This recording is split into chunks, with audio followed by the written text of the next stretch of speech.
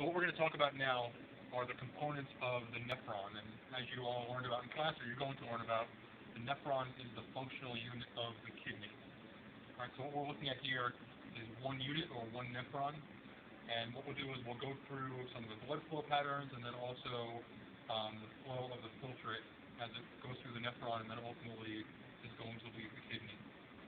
So the first thing we'll talk about are some of the arteries.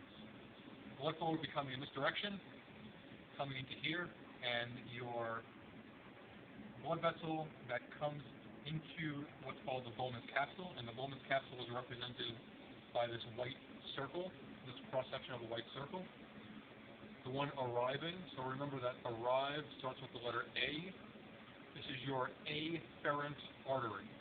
This is arriving to the Bowman's capsule. So your afferent artery. Inside the Bowman's capsule, you'll see a lot of these cross-sections. This structure inside of the Bowman's capsule, and these darker red and some yellow tint, this is called the glomerulus. And the glomerulus is surrounded by the Bowman's capsule.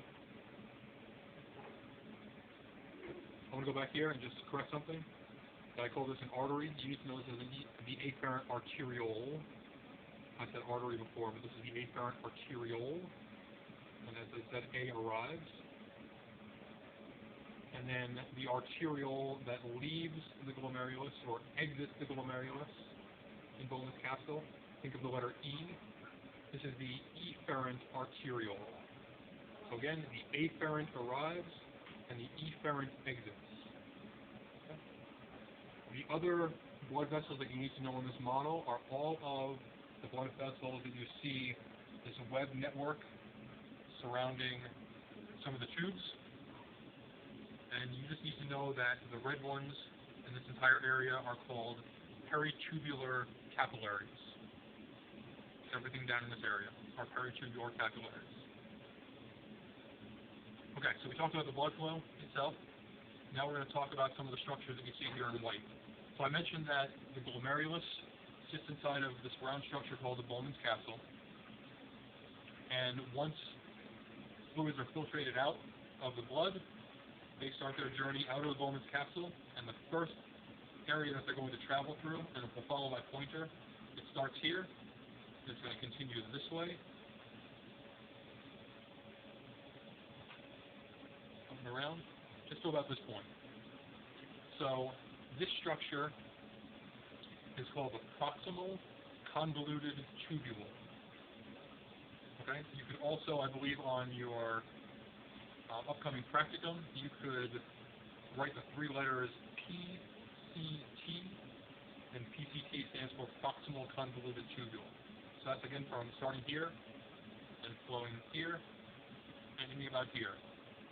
Now, once this area comes, you'll see this long structure that dips down, does a nice hairpin turn, and then comes back up again.